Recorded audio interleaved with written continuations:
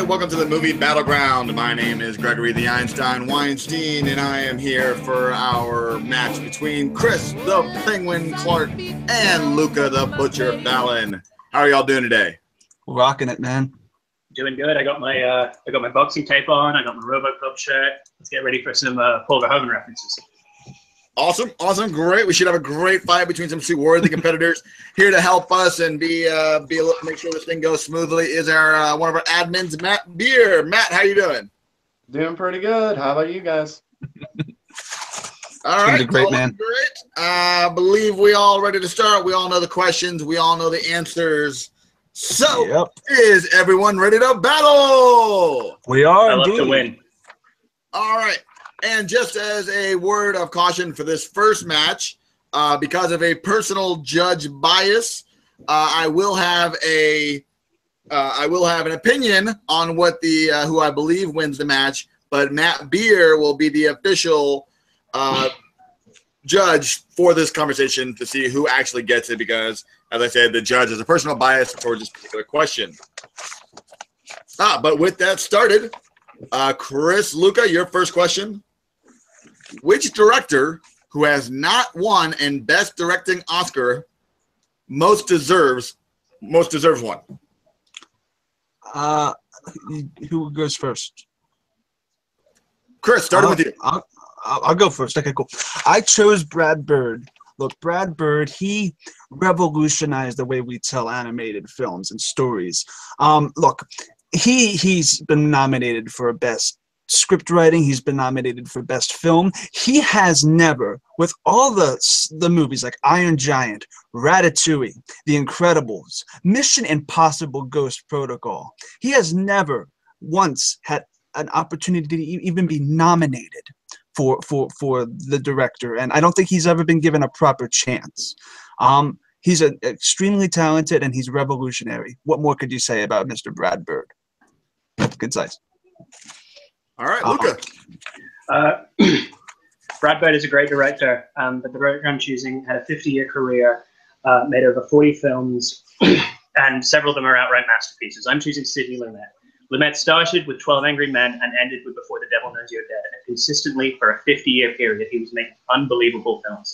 He's worked consistently with the best actors of his time: Henry Fonda, Sean Connery, Robert Duvall, Faye Dunaway, Philip Seymour Hoffman, and he's a master of bringing the best out of his actors. He's made Lee J. Cobb into a bitter father, taking out the rage of his son by abusing the power within the justice system. He's made Peter Finch into a mad prophet of doom on the small screen. He's done so good with so many actors.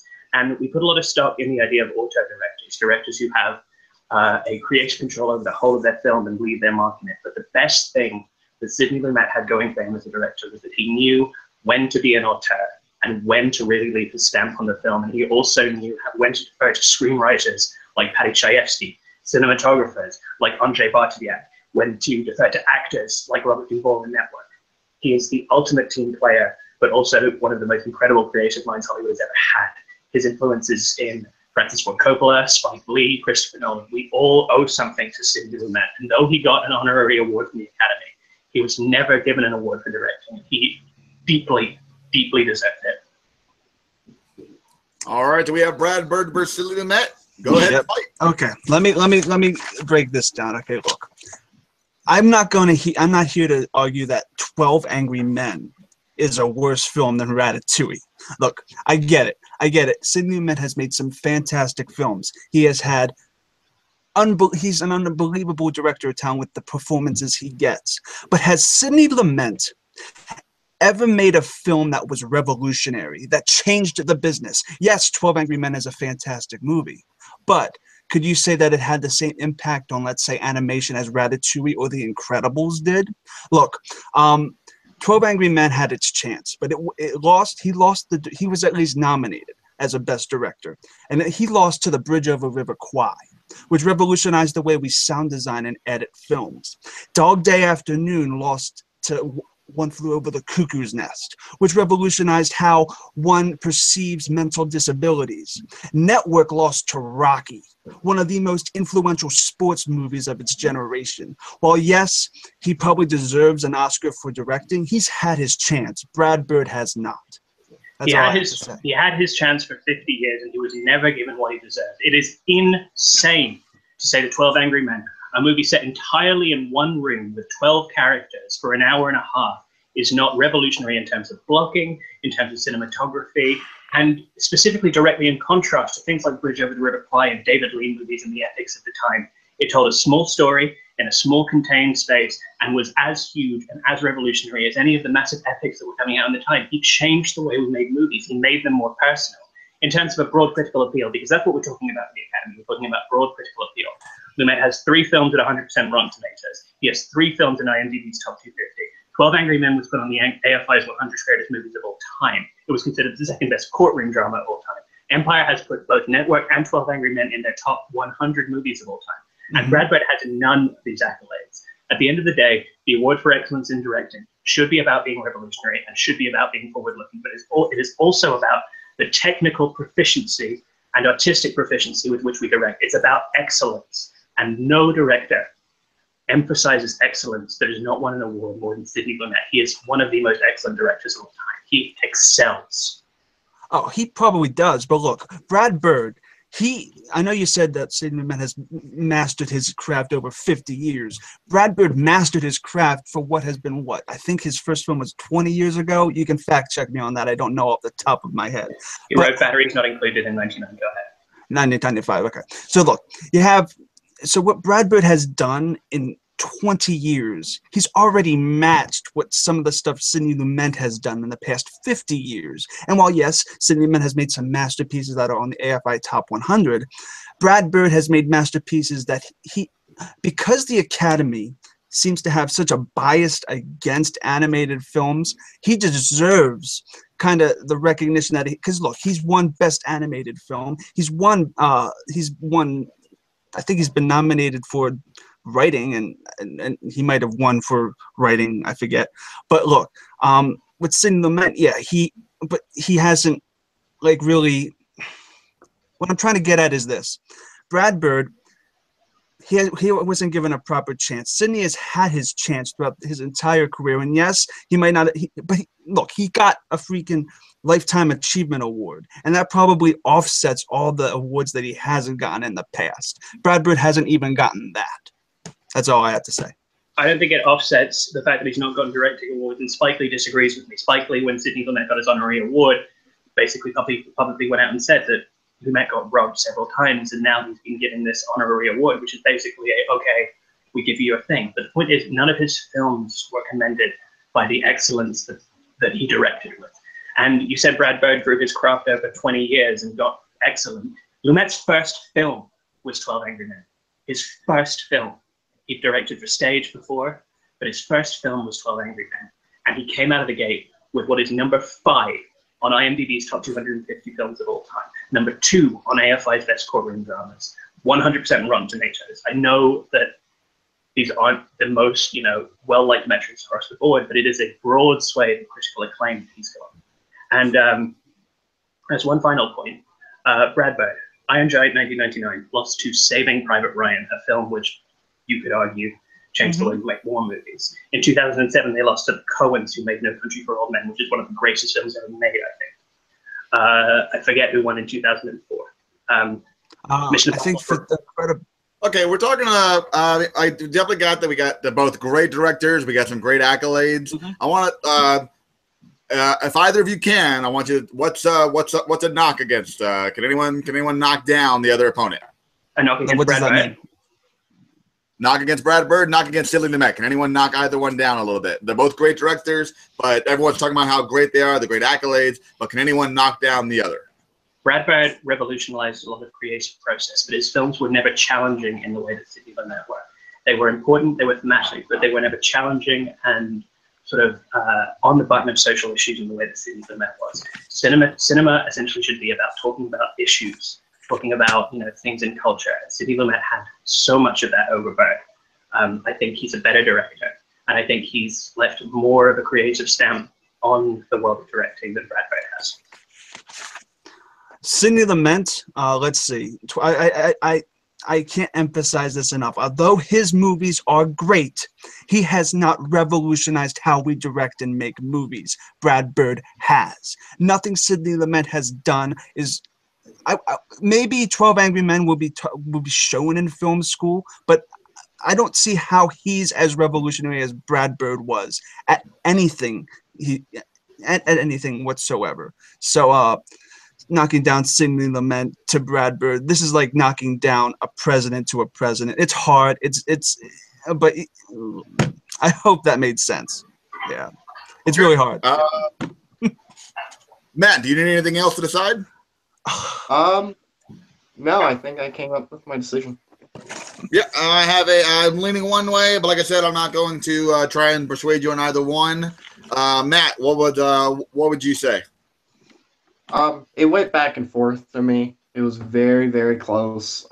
They kept giving really good points about why their director is better than the other, but it came down to that last statement as far as knocking down the other director. And I was with Luca, but I gotta go with Chris Clark, especially since he was emphasizing on the revolutionary thing as far as, Brad Bird revolutionized certain aspects of the film while the other didn't. So it was very close, but I gotta go with Chris. I actually would have agreed with you. I gave Luke. You guys were both pretty much on target. The fact that you guys were both your directors are great, but I don't think Luke. You had an enviable opportunity to talk about how few movies Chris had, and the fact that he made Tomorrowland. You didn't even bring it up. Yeah, I was surprised by that. Yeah, well, the thing about it is Best Director, that's for individual films. Just because he made a film that's not great doesn't necessarily mean, I mean, but when you've only directed, 6, 7, 8 movies? That's fair. Lumet directed The Wiz. All right, so we got Chris Clark going up 1-0. That was fantastic, though. That was good. I already enjoyed that. Great fight. Congratulations. I enjoyed it. It's one of my favorite movies. That was hard. And then we're going to move on to our second category. Chris Clark in the lead, 1-0. This one is name the in honor of Dunkirk that just came out with the amazing Harry Styles. Give me your best debut movie for a musician who was known as a musician before he did the movie. Not an actor musician, but an actual musician before he did the movie, he or she. Going to start with Luca here first. Diana Ross, Lady Sings the Blues. Lady Sings the Blues is a 1970s biopic about Billie Holiday, and Diana Ross is in the main role. And she has this task of portraying a real fascinating person with a rich and varied life. Billie Holiday was a jazz singer, and Diana Ross was a disco musician. So there's a parallel there of Diana Ross being there at the height of the disco demolition era and having to portray this character who's a musician who's fighting against the racial politics of her time, which is very much the situation that Diana was in. The singing is fantastic, from songs like Loverman, Good Morning Heartache, Take Nobody's Business If I Do. Her voice and the way she acts through her voice is beautiful and fragile, and she captures the pain and just how much Holiday portrayed through her singing.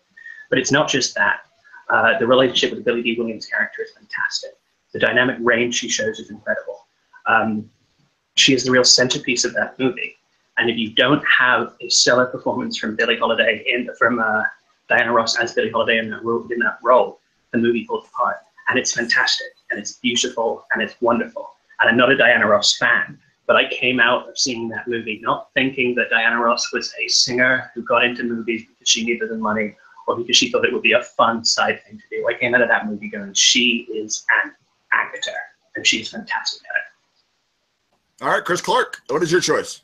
I picked Meatloaf from the Rocky Horror Picture Show. Now look at this. Diana Ross in that movie, she played a central part.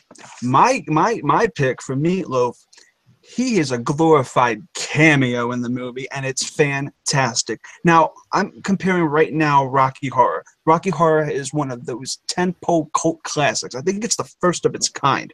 It mixes rock and roll with some of the most weird imagery with science fiction, rock and roll, classic movies, putting that all into one with this banner of taboo. what it's done for the filmmaking in general is ridiculous. I think for what this movie compared to what the biopic did, Rocky Horror, for all intents and purposes, is a musical masterpiece. While that movie, what's it called? Lady Sings the Blues. While it's a great biopic, do people really still go out to the theater and continue to watch it? Is it really that theatrical compared to what Rocky Horror is and what it stood for? What Meatloaf did in that movie, he appeared, right? He appeared in the cameo, right? But I know this isn't music Battleground, but if it was, Meatloaf, after that movie was released, to this day, has sold the 5th best-selling album of all time, Bat Out of Hell. And that is because directly of the success and lure of Rocky Horror. What better debut is there for a musician than that? That's what I got. All right, Meatloaf and Rocky Horror versus Diana Ross and Lady Sings the Blues. Let's fight. Well, I'm glad you said what better debut is there for a musician, because we're talking about actors in movies. And Billie Holiday is the central part of that movie, and her acting is fantastic. Meatloaf is a great singer. I love Meatloaf, but he sold so many copies of Bad Out of Hell because Bad Out of Hell is a great album. Billie Holiday has such a dynamic range. There's a scene on a bus where there's a Klan march walking through town, and Billie Holiday, Diana Ross's Billie Holiday, is sort of there when the Klan march is happening, and they come up to a window, and the strength that she portrays in shouting down this Klan march, and the inner sort of beauty and inner force that she portrays in that one scene is beautiful. And then they contrast it to a scene where she's in her room trying to apply makeup and crying and trying to sing, and it's just not working, and it is completely heartbreaking. But then there are incredibly good moments. The sort of the banter and the flirting with Billy D. Williams is fantastic. The interactions with the racist police officers is fantastic. What did Meatloaf make you feel in Rocky Horror Picture Show? What did he make you feel? Well, look, he made you feel like, yes, there is, when Meatloaf comes in, everything is sort of laid back and it's weird, but he brought back the realism. I think he was the only straight guy in the entire movie, for Christ's sake. He brought it back to how we are. That's us. And then once Meatloaf got... What? I'm not straight. Well, no, I mean, he's the only character in the movie that was straight. And for whatever intents and purposes is after he appears, you'll notice that the movie itself becomes weirder and weirder, and you get that weird bedroom scene and all that stuff. What Meatloaf made you feel was that, yes, anything can happen at any point in that movie. Diana Ross, yes, she made you feel so much in her role, but let me ask you this, and this goes back to the actual question, is what was the best debut? And this is where I'm going to kind of steer the argument into somewhere else, is that, look, Diana Ross, after this movie was released, as her debut, she only was in, let's see, I think it's two other movies. And a couple, and like 2 other movies after it. She really hasn't made a career out of what this movie has done for her. What Meatloaf has done, using this movie as a catapult, he's been in Americathon, Scavenger Hunt, which is like Mad Mad World, Roadie, The Screes with Michael Keaton, Wayne's World, Leap of Faith, To Catch a Yeti, Gun Shy. It's been in Tales of the Crypt and Monsters, obviously Fight Club, Crazy in Alabama, The 51st State. Yes, he has done all of these movies because of the success of his debut from that. So on top of also being a successful musician, Meatloaf has also been a successful actor, and he's been able to meld the two. Diana Ross has been a more successful musician than actor, and I don't think her debut, although it's a great movie, I don't think it's done anything for her career besides that. No. I think that certainly Meatloaf has done more acting, and he's done more TV, and he's sold a lot of records.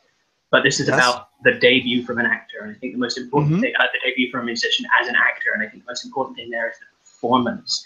And Diana Ross's performance is so layered, and she's the centerpiece of the movie. The point is, if she's not good, if she's not fantastic, the whole movie falls apart, and she's excellent. It is a better performance. And yes, she has a slightly easier way to that better performance because it's a much bigger role, and that's fair enough, but it's more impactful. It is more central to the picture. And you come out of that film and you remember Diana Ross. You come out of Rocky Horror, and there are a lot of things. You remember Tim Curry. You remember the whole weirdness of the set design. You remember all the songs. And that's completely fair and that's good. But Mila is maybe the fifth, sixth, or seventh most memorable part of that movie.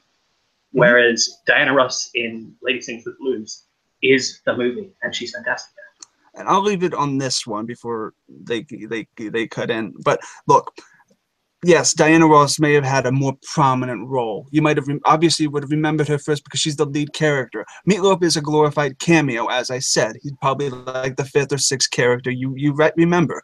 But what movie debuted was better for their career? Of course, she had a great performance, but was it a better debut? That's what I'm saying. To debut your first movie into a cult classic instead of an underground hit, that's two different things. But it's a cult classic because of everything in it, not just me. I think but he's also now a household name because of that. Diana Ross didn't become a... Okay, all right. Okay. Some great arguments. I've made my decision. Chris Clark, you made a valiant effort, but I think you were more talking about the movie as a whole and about how his career.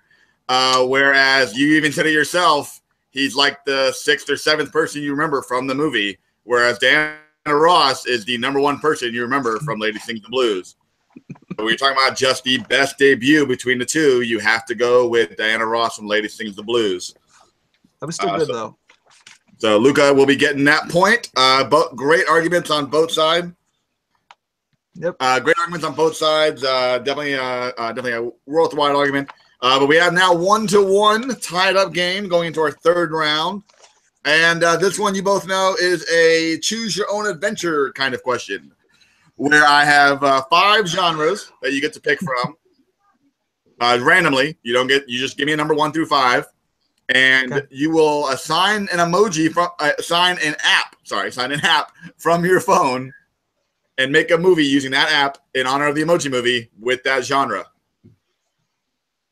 And Chris Clark, we're going to let you pick first because you're going to argue first. So give me a number 1 through 5. 5. 5 will be, oh, exciting. You have the horror genre. All right. Let me just Luca, write that down at horror. Luca, you have 1 through 4 now. Number 2. 2, that gives you romantic comedy. Okay. All right. All right, so give you 30 seconds here. Chris Clark, you will be making a movie with some kind of app on your phone relating to the horror genre.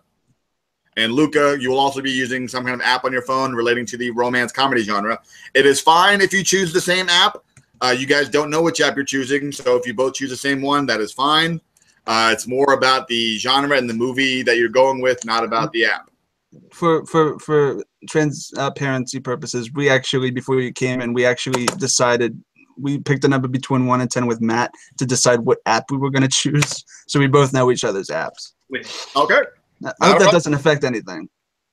I mean, again, the argument comes down to how you can best make your app and your genre into a movie, and how well you can argue for it and against the other person. All right, Chris Clark, how are we doing? I am doing fine. This is going to be improv. Okay, YOLO. Okay, cool. I picked Twitter. All right, so my movie is based in the eerie world of the unknown. There's a lot of steam and a lot of evilness happening about, and there's a killer stalking other people's profiles, and he's called the Catfish. So the Catfish goes around and he kills these other little profiles, and these little profiles, I don't know where I'm going with this, and I hope it's great. All right, cool. So here we go.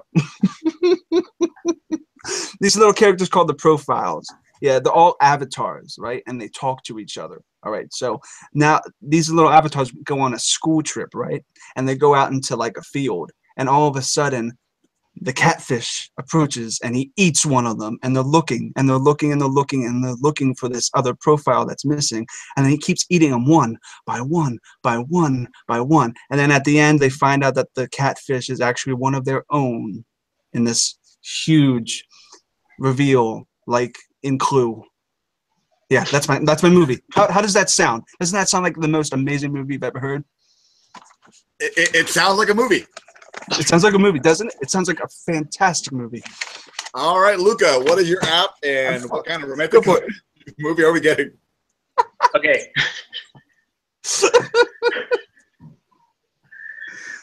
So I have chosen the app Yelp, which is a Sorry, what was the app? Yelp, so the food and venue review site. And so, okay, romantic comedy. Gary Oldman is a food critic, and he has been fired from his job at a reputable New York magazine, and now, in a sort of act of desperation, is frantically going from restaurant to restaurant and posting ads on Yelp about, just sort of reviewing things because he's got nothing really else to do. So he's hanging out in all these restaurants all day and he's staring at his phone. Let's say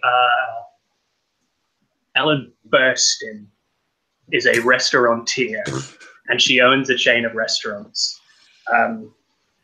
And these guys meet in one of these restaurants, and she owns a chain.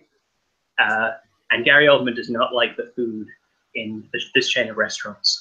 So Ellen Burstyn, in a moment of darkly comedic desperation, has decided that she is going to proposition Gary Oldman with her body if he gives her positive reviews on Yelp and gets the profile of her restaurants up. And Gary Oldman's a bit of a sleazebag. He's a bit of a bad dude. So he takes her up on this offer, and they begin this no strings, you scratch my back, I give you a good review relationship that ends up developing into something more, something more true and romantic and pleasant. And Gary Oldman teaches Ellen Burstyn how to cook, and it's really cute. And Rob Reiner's going to direct it because he's not done anything good in a while. So yeah, we should get back to rom-coms.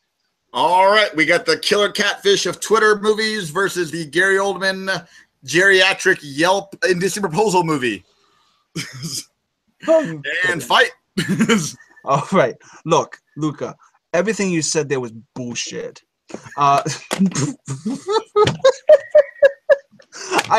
Okay, look. Why would you have Gary Oldman if you couldn't have a catfish? Like, all right, look, guys, this is why I'm bad at improv. Okay, look. How about it's a catfish restaurant? It's a catfish. Ellen Burstyn serves only catfish. It does. My God, this is amazing. All right, I hope this all makes the cut. This is ridiculous. All right, look. You said that Gary Oldman, I forget half of your fucking plot, but it doesn't matter. Look, Gary Oldman. I don't even remember my plot for all I care. Look, I'm probably going to come up with a different movie now. Look. You have the catfish now played by Danny DeVito. And look, he's probably like eating all of these profiles, right? This is so much more interesting than I think you were doing a food biopic, a chef. No, just like one of those kind of slightly sexy comedies based cool. around Yelp, but for the older generation. Cool, like a Harold and Maude, where they're both Maude. Okay, I lost. Yeah. Okay. Look. This. I apologize. You guys are probably dying right now. Look. There's a catfish played by Danny DeVito. There's a bunch of profiles played by let's say little people in skirts. I don't know, but this movie in general is probably going to be a lot more entertaining than Gary Oldman cooking food in front of people. Like you were talking about exactly the plot that you were saying. My plot is better. Bite me, Luca. Just bite me. Okay, sure. You don't have a plot. You don't have a movie. I have a movie that doesn't need a plot because it's that good. Who's directing? We're gonna go move on to closing arguments. Now the only thing I want from closing arguments. Go for it. Okay. Give me your title. Catfish, Skin of the Sea. Who is? Catfish. What's your title? Catfish, Skin of the Sea. All right, Luca, what is your title? hot buns. All right, that was a lot better than whatever the hell Chris said. I apologize, Greg. I tried to make the best of it.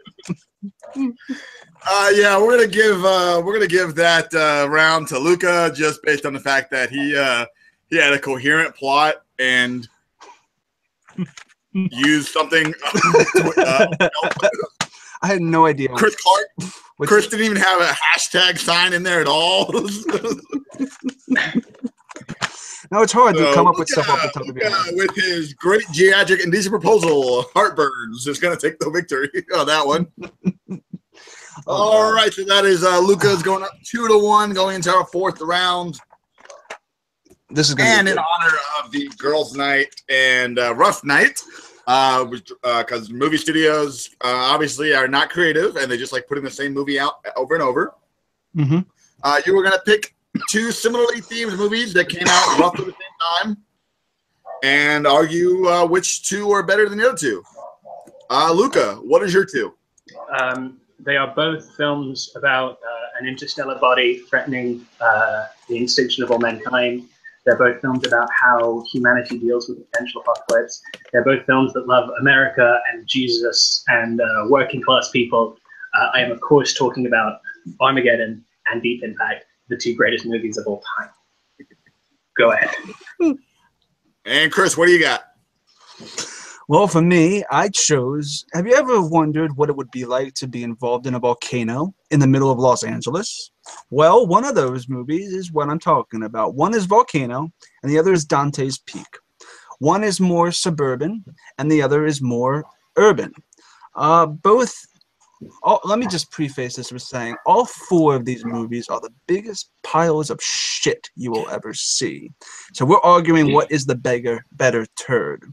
Now look, while Dante's Peak and Volcano just have some horrific acting, you gotta admit that Dante's Peak is one of the most enjoyable pieces of garbage you'll ever see. Yeah, and both films really complement each other. They're both big, they're both disastrous, and both male characters are pulled from their jobs from vacation. Interesting coincidence. Yeah, so I picked Dante's Peak and Volcano, and I really want to rip Armageddon a new asshole. Let's do this. All right, Deep Impact at Armageddon versus Dante's Peak and Volcano. Fight it out in the Battleground. Okay, Dante's Peak is a boring movie. It's Jaws with a volcano. We spend so much time of that movie focusing on Pierce Brosnan trying to convince everyone that this disaster is really happening. Mm-hmm. It's like an hour in before we actually see any volcano. It's basically Jaws. It's, oh, we got to evacuate the town, but no, the town doesn't want to be evacuated because, like, economic stuff. And, like, who wants to watch an hour of people arguing about whether this earthquake that is too small to see is big enough for a cause for concern before we get to the actual volcano stuff? It's like an hour of boring small-town politics, and who wants to watch that? And then Volcano is exactly the same thing. It's Towering Inferno in LA with a volcano. It's Tommy Lee Jones and Anna Heche basically being like, oh, we got to get all this evidence. Oh, no, we don't want to close the trains. Oh, no, this is all going to happen. But we don't see it happening for like ages in the movie. Armageddon and Deep Impact get right to it at the beginning of it. We know the disaster's happened. Everyone knows the disaster's going to happen. And we focus on the way the humans respond to it and the efforts to stop it. And also, just go by cast. Dante's Peak has boring Pierce Brosnan and Mayor Linda Hamilton. Volcano has Tommy Lee Jones and Anne Heche. Armageddon has Bruce Willis, Ben Affleck, Keith David. Keith David is in one of your movies as well. Billy Bob Thornton. Deep Impact has Robert Duvall and Maximilian Schnell, and they both have like great ensemble casts. Steve Buscemi, they're likable people, kind of, and you want to see them succeed. Whereas in Dante's Peak and Volcano, I didn't care, which is the biggest issue you can have with a disaster. Okay, let me just say something, Luca. When you're arguing about a piece of shit and you're comparing it to Jaws, that's probably not the best thing to go by. No, plot structure, it's Jaws with a volcano, which doesn't work. Well, look at this. Look at this. Look. Well, Volcano, that's what I actually love about Volcano and Dante's Peak compared to Armageddon. Armageddon, it just feels very cookie cutter, and the action is just there. People are just doing what they're doing, and it's too fast paced. I don't think a good cast makes a good movie. And while they have a better ensemble cast, that's not even subjective, that's fact. It does not mean that that movie is as good. Like, you say that they're likable characters. I beg to differ. Steve Buscemi's character is a piece of Steve crap. Buscemi's horrible. Like, he's horrible. Yeah. Look. You're looking at also the dialogue, and you didn't even mention Deep Impact. Deep Impact, well, yeah, I actually think it's a better movie a little bit than Armageddon because you actually see the effects of Earth while the meteor is coming down. So you get both sides. With Armageddon, you only get the one side. But anyway, the stuff on Earth really sucks in Deep Impact. Anyway, you have Elijah Wood and his girlfriend. You have all that nonsense. But with what I'm trying to say is this: with Volcano and Dante's Peak, you get a build-up. You get that build-up, like in King Kong. You get the build-up of, oh my gosh, something is coming. Something is coming. Armageddon, you get it right there, and it's like you had no time to really build up to that. You didn't have time to live in that world with those characters. And I feel like Dante's Peak and Volcano do that, and they do it at least marginally better than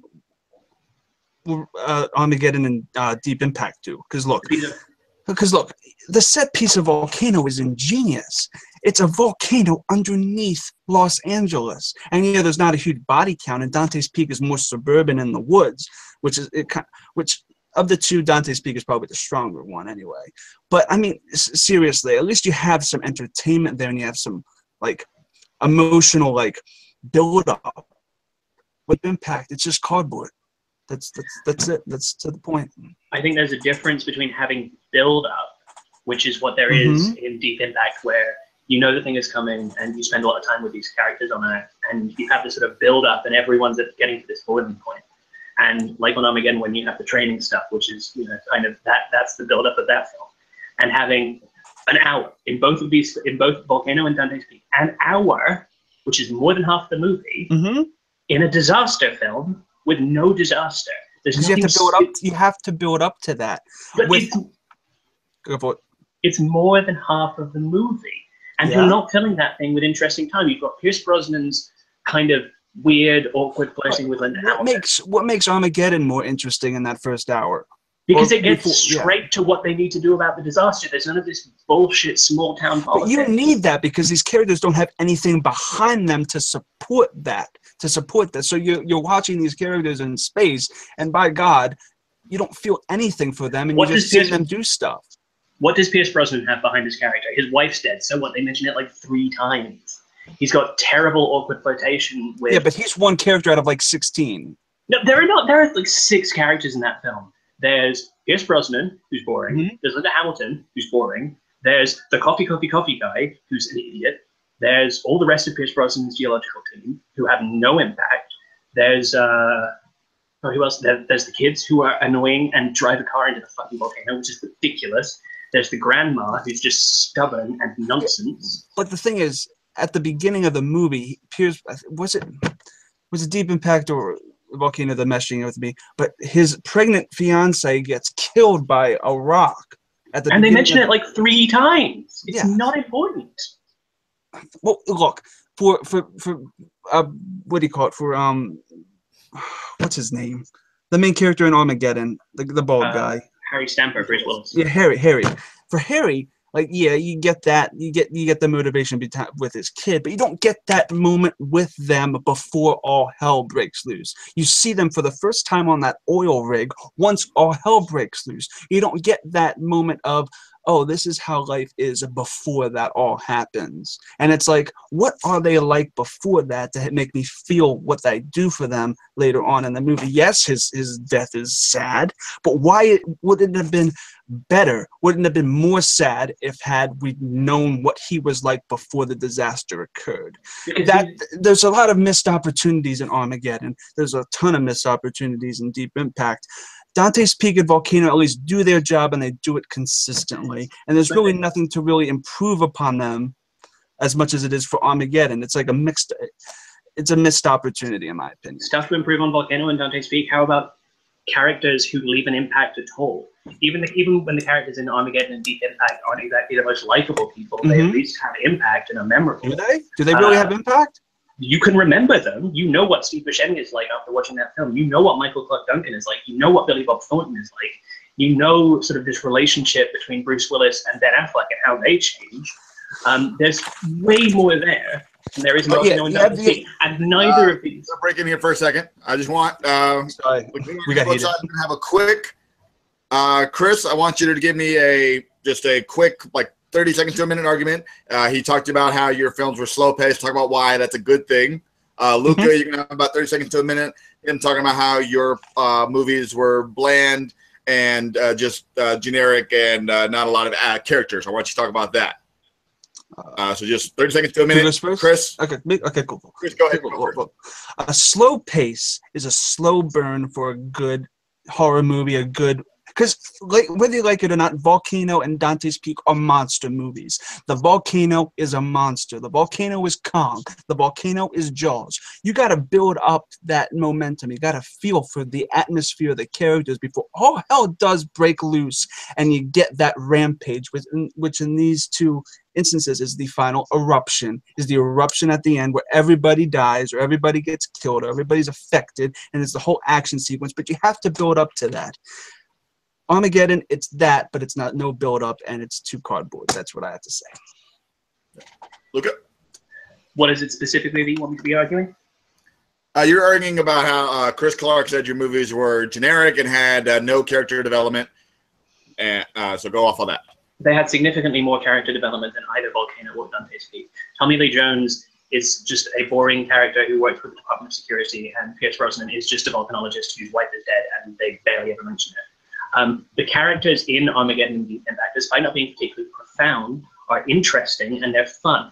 And the reason that they're not getting so much development is because the main focus on all of these four films, by the way, should be the disaster and the impact on humanity as a whole. And that is shown far more in Armageddon and Deep Impact. You see far more of Earth and how it's responding to this than you do about the towns and how they're responding to it in Volcano and Dante's Peak. And that's the real focus of the film, because they're disaster. They should be about the disaster, and Armageddon and Deep Impact have more sort of solid, firm grip on their disaster and how that's impacting people as a whole.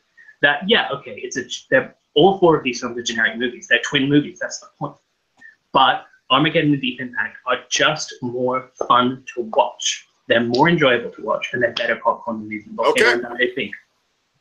All right, I've made my decision. Luca, you made some great arguments. And Chris Clark, you also made some great arguments. Chris, you almost had me with the your ending argument, talking about how your movies are slow burns like Jaws and King Kong. This was tough. Unfortunately, when comparing your movies to Jaws and King Kong, you have fallen into the trap of comparing your movies to Jaws and King Kong. Oh. And unfortunately, your movies don't add up to Jaws and King Kong.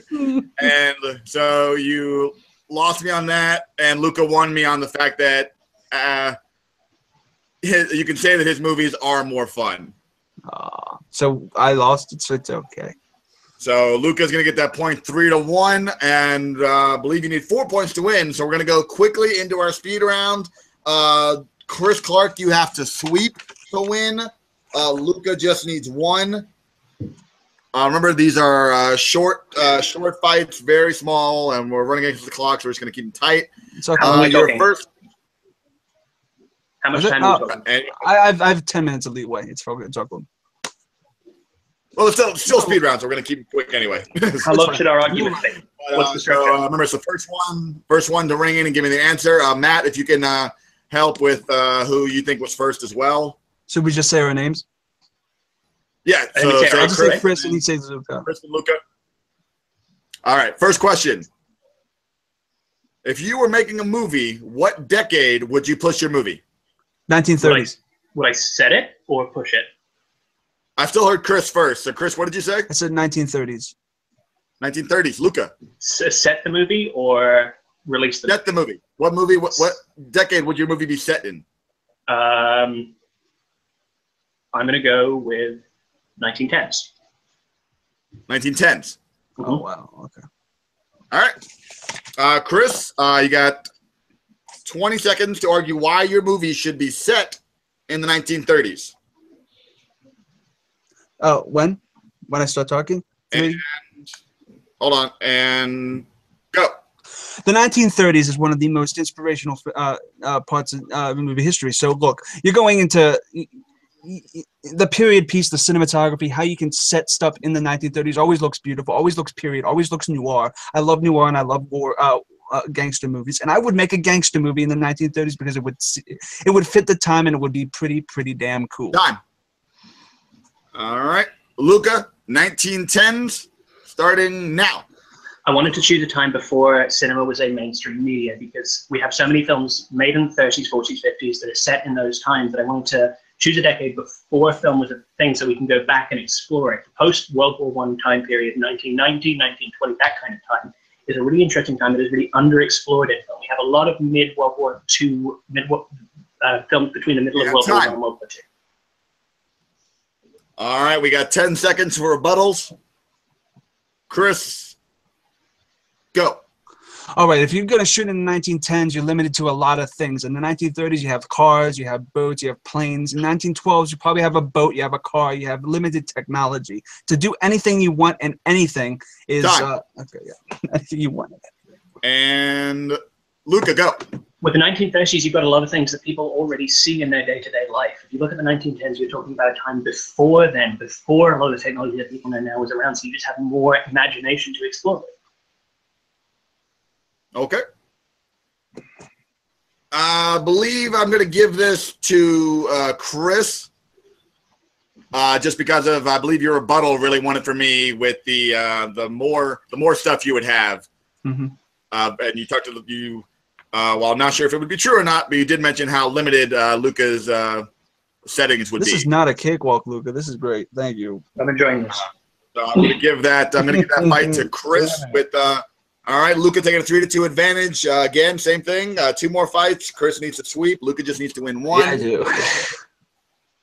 Now, this is just a either or. There'll be 2 things I'm going to give you. You pick whichever one you want to argue for. Okay. Which would you rather make, or sorry, which would you rather see, an indie or a blockbuster? An indie. Okay, you got mine anyway. I'll do a blockbuster. Yeah. All right. 1 second. All right, Luca, you're arguing for indies. So this is one you'd rather see, not make. You're not making an indie, you're seeing. You're going to go watch an indie. And go. Okay, I feel like the pretentious one now, but the point is, if I'm going to see a blockbuster, I'm probably going to see something that I've seen before because blockbuster filmmaking is a methodical thing that works on process. If I'm seeing an indie, there's just more of a chance that I'm going to see something that I've never seen before that's going to really blow me away. Blockbusters are great, they're fun, I love them, but if I want to expand my experience of film, I'm going to go and see something that is independent and not working within a Hollywood system. Done. Okay, cool. Let me know when. You're arguing for why you will go watch a blockbuster over an indie. Mm-hmm. And go. Okay, look. Most people have unlimited funds to go see movies anyway. You want to go see something that you know your friends are going to talk about so you can talk about it with them. That's why I would go see a blockbuster over an indie. I would watch an indie at home, but I won't go to see an indie. Blockbusters are more good for the social aspect with friends. All right. And Luca, your rebuttal starting now. There is nothing to say an independent film can't be something big in scope that you can talk about with other people. But films aren't just a social interaction. They're also an artistic pursuit. And I think that film should be about seeing new things. And if you're going to go and see an independent movie, you're just going to see more new stuff. And Chris, go. The point about a blockbuster is that you see it on the big screen with friends, with family. It's a popcorn flick. Most blockbusters are popcorn flicks, and they're meant to be enjoyed with everybody. Independent movies you're supposed to see independently by yourself and enjoy the experience. With Damn it. Oh, I gotta admit, I was on your side, and then Chris got it for me in the rebuttal. Oh, that was tough.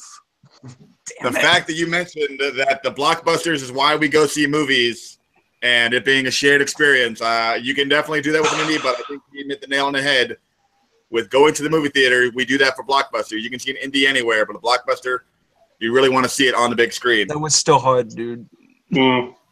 That was a great one. Great job. All right, so that means we have a tie game going into our last speed round. Now, This is a good I want to do match. something very generic. I want to do something very open. Okay. All right, so we're going to do best biopic. Patton. To hell and back. All right, I believe I heard Luca, you said Patton. Mm-hmm. And Chris, you said to hell and back. Yes. All right, Luca, I heard you first. Oh, wait. You don't count TV movies, do you? Say Okay, again? it's a TV movie. I'm going to say Ray. It's a TV movie. To hell and back is a TV movie. Oh, right, yes. Our movies must be released in the movie. Yeah, sorry about that. Ray. All right, so we got Patton versus Ray. Sorry about that. Luca, you're going first, starting now. Patton is George C. Scott's best performance. It was written by Francis Ford Coppola, directed by Francis Schaffner. It is an incredible portrait of the way this man approached war, the way he approached the casualty of war, the way he approached every aspect of war. It is an incredible story that we don't get to tell stories that are this personal about subjects that are so affecting of everyone. He's such an interesting, strong man. It gets across so much, and biopic should be about telling a life. The life of Patton. Done. Yep. And Chris with Ray, go. Ray, pretty much it tells the story of one of jazz's, one of blues's, one of rock's most influential figures. And look, Ray tells the story of Ray Charles's life, his death, everything about him. And the film pretty much cements why he is such an inspiration to us and the music industry. All right, Luca, with your rebuttal when you're ready. And what we're gonna give? I'm gonna go 15 seconds just because it's a tie game. It's a great fight. I'm gonna give you each 5 seconds extra. 15 seconds total.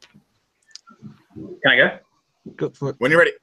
Ray is a great movie, but Patton embodies this life so well, and biopics should be about embodying a life. And George C. Scott as Patton is so perfect, and it tells us such a personal story about something so huge that you care so much about the person and the event through the portrayal of this person. George C. Scott is amazing. The "My God, I Love It" speech is one of the greatest songs in history. Let me know when. And Chris, when you're ready. 3, 2, 1. Ray, look, I can't deny Patton being a great movie and embodying everything, but Ray does that same thing to Ray Charles. And unlike Patton, Ray actually had an impact on art in general as we went forward, and it shows through the movie. It impacts you as an audience member that he was an inspiration. Time. All right, that was a hell of a match, a great fight. I believe just because of Luca's opening statement, I will give the match to Luca with winning 4-3 off Patton over Ray. Hell of a fight, both Chris and Luca. Great job. Everything was awesome except the app one. What'd you say? You were fantastic. Yeah, everything was great except the app one because I had to do it off the top of my head. But yeah, I'm sorry about that. No. I'll note that that's probably not one of my strengths is improv. Not a problem at all. You guys did great. It was great fighting. Luca, do you have anything to say off your victory here? I've got a match with the winner of the Subrath Sharma versus Evan DeGraff match coming up. And I've taken down Son of Kong. Now I'm going to take down Son of the 40-year-old Virgin. And I'm going to be the first champion of this league. Damn it. All right, and Chris, a hard-fought battle. You came back there at the end, but it was a little too late. What do you got to say about your match and about going forward? I'm not upset about losing because that was a damn good match. It wasn't even a bloodbath. Even though I was losing 3-1 before we went into the speed round, it was close for 3 out of the 4 of those questions. It was really close, and I felt it. Luca was a great opponent, and I can't wait to rock the next one. Thank you guys for having me. This has been great. Yep. Yeah. And you guys were very right. It was a great match with everyone. Most of them were very close. I know. I can't imagine how you guys were feeling. I didn't even know. I don't think Luca knew either. Matt, do you have anything to say? No, other than, you did one great job, judging this match. You did really great. And thank you for what you did before the match, too, as far as recording it. So, yeah, can't wait to see the next match coming up, and I look forward to both of you guys. This was fun, dude. Absolutely. Great job, both guys. We will see y'all next time in that movie Battleground. Please like, comment, subscribe to the channel. Also, debating the dials. Remember, if you have a match, go on to the Facebook movie Battleground group to ask for a match and to see upcoming schedules. Please check back for the next matches in the future. And we will see y'all again very soon. Great job, everybody. Great fight. And next time in the Battleground.